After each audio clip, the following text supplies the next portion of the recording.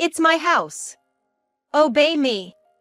No matter what you say, Mom is going to live in this house. As soon as I strongly opposed the idea of my mother-in-law living in our home, my husband, Jack, burst into anger like a raging fire and said that. I frowned and replied, but this house was handed down to me by my parents. Why is Jack boasting that it's his house when it's mine? However, I tried to have a decent conversation, but if Jack kept taking an authoritative attitude, thinking he could make me obey him, he raised his voice and said, I'm the one paying the rent. So this house is mine. It's not yours. I was at a loss for words. I'm not even having you pay for it. As I couldn't say anything, Jack thought he had one, snorted, and plopped down on the living room sofa. I let out a big sigh. My name is Amy. I currently live with my daughter, Sarah, who is going to be an 8th grader, and my husband, Jack.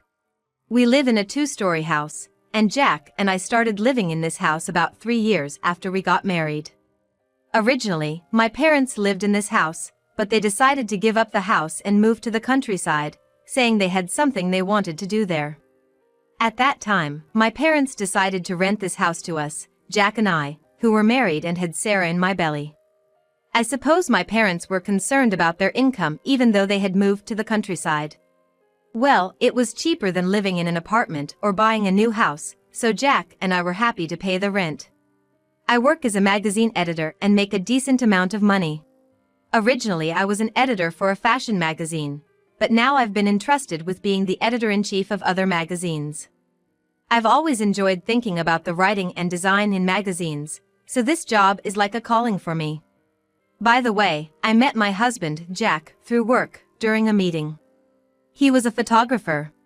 His style was to shoot anything he thought was nice, be it landscapes or people, and then ask for it to be published in a magazine.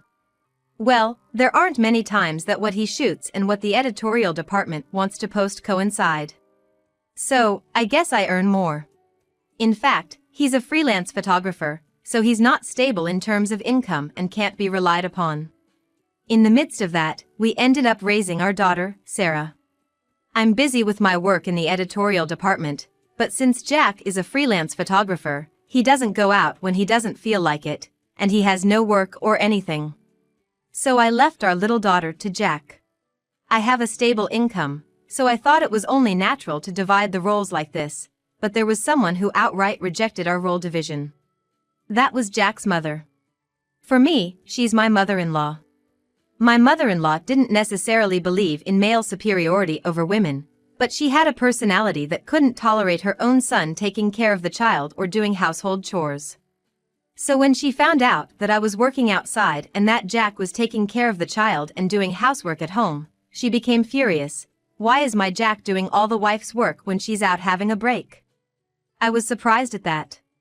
Jack had been living at home until he married me, so my mother-in-law should have known that he was a freelance photographer and didn't have a stable income. However, it seemed that how much Jack was earning didn't matter to my mother-in-law. What mattered to her was whether her precious only son was not having a hard time. Excuse me, I'm not just taking a break outside. I'm working hard outside every day. I'm just having Jack look after Sarah while I'm gone. When I came home after finishing my work, my mother-in-law was standing like a statue in the doorway waiting for me, and I was really surprised. My mother-in-law's house is a 3-hour drive away, so I thought she wouldn't come so easily. But she must have been worried about her son Jack. As soon as she came to our house while I was gone, she began to lecture me immediately. You know, even if you say you're working outside, you're married to Jack, right? You have to think of Jack first, you know? And yet you're pushing child-rearing and housework onto Jack. If this was going to happen, you shouldn't have had a child. I inadvertently reacted to my mother-in-law's words with a huh? I somehow knew that my mother-in-law disliked me. After all, her son was the most important person to her, so she probably resented me, the bride who stole her son through marriage. Even so, I thought she would cherish her son's married life and the child born between her son and me. But it seems I was wrong about that. My mother-in-law really only cared about her son, Jack, and considered everyone else a nuisance. On top of disliking me, she started saying she didn't need my daughter, Sarah, either. Finally, she grinned and looked towards the living room where Sarah was, saying, "If you're gonna keep bothering Jack, we might have to think about sending Sarah somewhere to be adopted." I was instantly irritated by her words and told her clearly, "Please leave." My mother-in-law, already disliking me, frowned and said, "What are you saying to your husband's mother?" But I grabbed her arm and said, "Mother-in-law or not, you're an outsider to this house. Who do you think you are, telling me to give up my dear child for adoption? We won't associate with you anymore, so leave." I then took her outside, escorted her to the gate, and immediately closed the door behind me. She made a fuss in front of the house for a while, but I ignored it. During that time, Jack was doing what, you might ask? Well, since his mother came over, he left everything to her, including taking care of Sarah and the house chores, and he himself was sound asleep in bed. Well, it seems his mother must have thought, why do I have to do the wife's work? She didn't do any housework and completely neglected Sarah's care. I rushed to Sarah and made dinner for her. While Jack was still asleep, I called my father-in-law. Unlike my mother-in-law, who valued only her son and didn't listen to anyone else's opinions, my father-in-law was a reasonable person. When I told him everything about how my mother-in-law had barged into our house, lectured me absurdly, and even said to put Sarah up for adoption, he was as angry as I was and came to pick her up right away. "You don't have to deal with the relatives much anymore. I'll make sure my wife stays away from this house too," said my father-in-law, grabbing his wife by the scruff of her neck, who was screaming, "Why do I have to be yelled at? This woman married Jack, didn't she? Then she should serve Jack and listen to what I say too, and put her in the car. Enough already. Do you want to make your own son good for nothing? Our grandchild was just born, and now everything is ruined because of you." My father-in-law was angry. Of course, my father-in-law wants to love his grandchild. Nevertheless, my father-in-law saying minimal interaction with relatives is fine was probably to protect me and Sarah. I can only thank my father-in-law. Then, we stopped seeing my in-laws so often, no big incidents happened, and when Sarah was in 8th grade, something happened. Shockingly, my father-in-law had passed away. He had been complaining about feeling unwell for several days, so he was on his way to the hospital when he lost consciousness. He was rushed to the hospital, but it seems luck was not on his side. Suddenly, my father-in-law's death saddened me. Of course, Jack, who lost his real father, was also sad.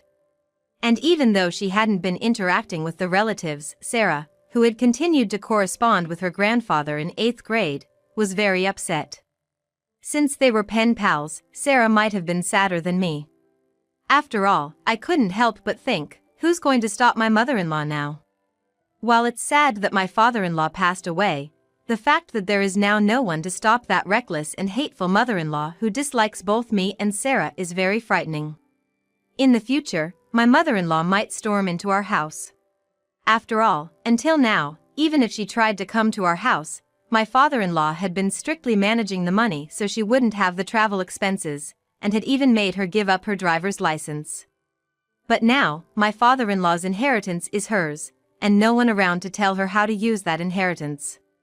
It seemed as though my fears had come true when my mother-in-law approached us as the funeral ended and relatives gathered, declaring, "I'm going to move into your house soon."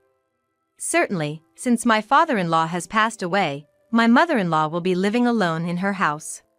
However, even so, I absolutely cannot agree to live with my mother-in-law, who sees me and Sarah as nuisances. Especially considering that Sarah is in a sensitive period of adolescence, being in 8th grade. "I'm sorry, but living together is impossible," I firmly refused, and my mother-in-law glared at me as if she were going to spit at me. Then, she put her hand on Jack's arm and said in a frail, elderly voice, "Jack, you really married a cold-hearted wife, didn't you? I want to talk to you alone." She then separated Jack from us. Next to me, Sarah let out a big sigh and said, "Grandma is really a troublesome person. Grandpa used to say that in his letters. If it's good for her, she doesn't care about those around her. That's why there's been trouble for a long time." Saying that, Sarah just shrugged her shoulders.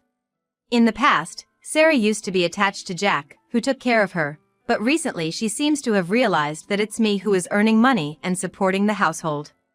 She has come to favor me over her father. Well, Jack still sees Sarah as a little girl, so I guess it makes sense that they don't see eye to eye, since Sarah wants to grow up quickly. Hey, Sarah.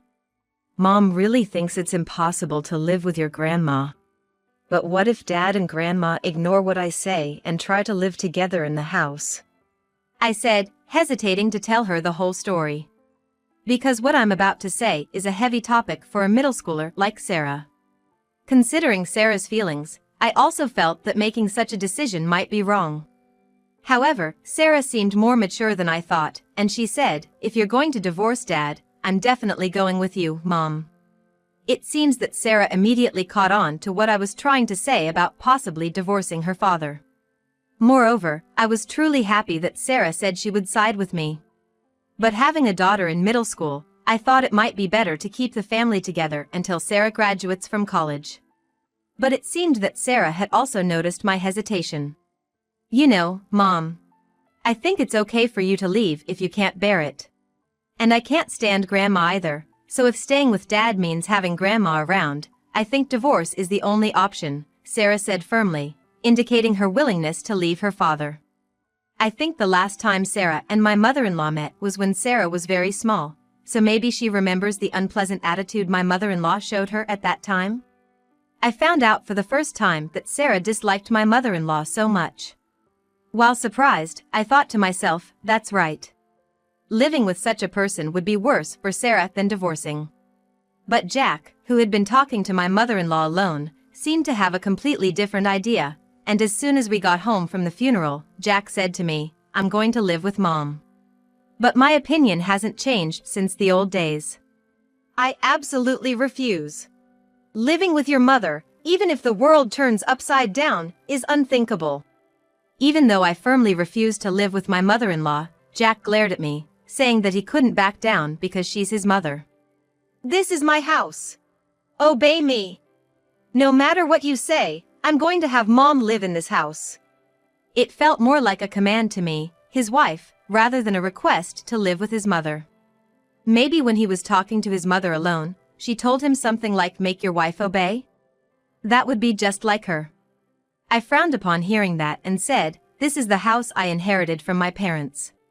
Why is my husband acting like it's his house when it's mine?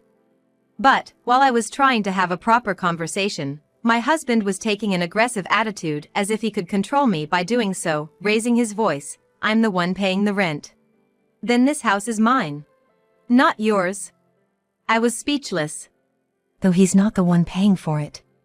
While I was unable to say anything, my husband, perhaps thinking he had one, snorted and heavily sat down on the living room couch. I let out a big sigh. Why is Jack under the impression that he's the one paying the rent for this house? I thought for a bit. I'm the one paying the rent for this house. Moreover, this house is something I'm renting from my parents, and I'm the one that made the contract. In this agreement, Jack is considered an outsider. And, Jack's only financial contribution every month is the savings for Sarah. As you know, Jack is a freelance photographer and doesn't have a stable income. So, I thought it would be risky to leave him in charge of things that must absolutely be paid every month, such as groceries and electric bills, and instead had told him to put money into savings for Sarah, which didn't have to be paid every month but would be better if saved. I think Jack had been putting in $300 to $500 every month into that account. Perhaps he's thinking that's the rent? Thinking this, I shook my head and said, no. There's no way he could make such a misunderstanding, I thought, but no matter how much I thought about it, the only money Jack has been paying, aside from Sarah's birthday presents and other unexpected expenses, is about that. Rent is something that has to be paid every month, so there's no way he's confusing that with the rent. What on earth is this man misunderstanding? I thought, and immediately talked to Sarah. Sarah, who had apparently been listening to Jack and me in the hallway outside the living room, shrugged her shoulders and said, it's hopeless now. I heard from Grandpa, but Dad's been spoiled rotten by Grandma, thinking everyone around him will do as he says. My father-in-law used to say something to the effect of, do you intend to make my son a good-for-nothing, when he came to our house to pick up my mother-in-law, and I finally understood what he meant. The more my mother-in-law spoiled Jack, the more Jack would become a good-for-nothing. And, as a result, this had affected us in the worst way. Divorce has been decided between Sarah and me, but that aside, my mother-in-law is going to barge into our house. In that case, other measures will be necessary. I found out the day my mother-in-law was coming from Jack and told my parents. It's only natural. The owners of this house are my parents, and currently, they are renting it out to our family, so if my mother-in-law arbitrarily says, "I'm going to live here," we'll have to call the owners of the house. An hour before my mother-in-law was due to arrive, my parents arrived at the house, and Jack was in a panic, saying, "Why are Amy's parents coming to the house?" Even though he's under the mistaken impression that he's paying the rent, he must understand that this house belongs to my parents and that I'm just borrowing it now, so that's probably why he's panicking. I've properly told my parents about what's happened, so my parents have been giving Jack stern looks from the beginning, saying, "Jack, you are Amy's husband and Sarah's father." Yet, even though they both are strongly against it, you seem to be forcibly trying to have your mother live with you. "And that mother is coming here today," my father said to a trembling Jack, who answered, "But, Dad passed away." My father continued, "So what? Just because she's alone? There are other ways if she's lonely, but you are neglecting the family you should protect and calling your mother to this house. Then we have no choice but to evict you from this house." "What? Why? This house was handed over to my daughter, not you. My daughter seems to be going to divorce you, and we won't let you and your mother live here." Jack looked at me in surprise, but quickly snorted. "I'm the one paying the rent, how can you allow this?" But reality was different. My father sighed and said, "I have been receiving the rent from my daughter every month. I've never received it from you," and Jack's eyes widened. When I said to Jack, "Could it be that you thought you were transferring money to my dad's account, when you were actually putting it into the account for Sarah?" Jack began to hold his head on the spot, recalling his actions at the time of the transfer. It finally dawned on him that the account he'd been putting money into was not his father-in-law's, but the one he'd made for his daughter. Both my parents and I were dumbfounded by his series of actions. After a while, his mother-in-law came to our house. She arrived in high spirits, but upon seeing my parents standing like sentinels at the front door, waiting for her, she suddenly became nervous. When my parents spoke about Jack's and my divorce, the mother-in-law joyfully said, "Finally, Jack's free from that horrible wife," but when they explained that Jack would be kicked out right away because the house was not his, she turned pale and exclaimed, "What? I sold my house. I thought we could live here." Though she said this, my father and mother adamantly refused to let her in, and eventually, she broke down crying and ran away somewhere. Jack also ran after his mother like that. While they were gone, we called a locksmith to change the locks. Now neither Jack's mother nor Jack will be able to enter the house without our knowledge. I immediately had a lawyer proceed with the divorce, and I became a single mother. Sarah also said about our divorce, "It was a bold decision, but I think it was good. Dad hasn't been taking photos at all lately, and he was becoming a bum. Plus, if Grandma was added, I think my college fund would have been used." After the divorce, it seems Jack and his mother-in-law have started living in a cheap, run-down apartment. The mother-in-law, realizing that they can't live on Jack's earnings, is now working diligently at a part-time job, but someday, that life will probably collapse. Well, it's none of our business. Right now, my daughter and I are living happily together.